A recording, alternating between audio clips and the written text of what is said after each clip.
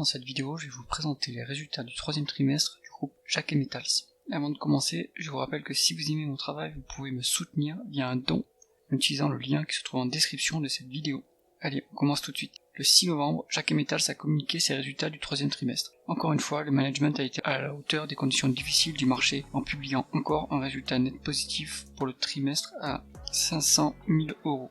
La marge brute, agrégat le plus pertinent pour un distributeur, est en hausse de 106 millions d'euros sur le trimestre, permettant au groupe d'obtenir un taux de marge brute à 22,5% contre 19,3% au T3 2023. Cela est dû au rafraîchissement des stocks qui sont achetés avec des prix inférieurs à ceux des trimestres comparables T3 2023. Le taux de marge d'EBITDA passe à 4,7% et le taux de marge net est symboliquement positif à 0,1%. Les stocks baissent à 599 millions d'euros pour refléter la baisse de l'activité. Ceci permet aux besoins en fonds de roulement de s'ajuster en baisse de 81 millions d'euros, libérant du cash pour les investissements.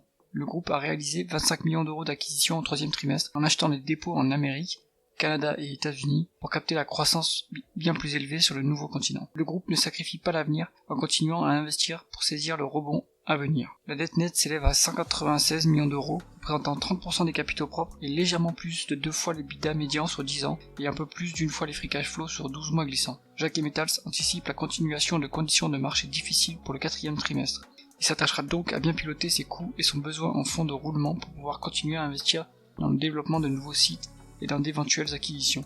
Nous pouvons mettre à jour l'évaluation de la valorisation de l'entreprise en prenant le médiane d'EBITDA sur 10 ans de 90 millions d'euros. Le groupe est valorisé 6 fois la valeur d'entreprise sur EBITDA, contre une médiane de 7,7 sur 10 ans.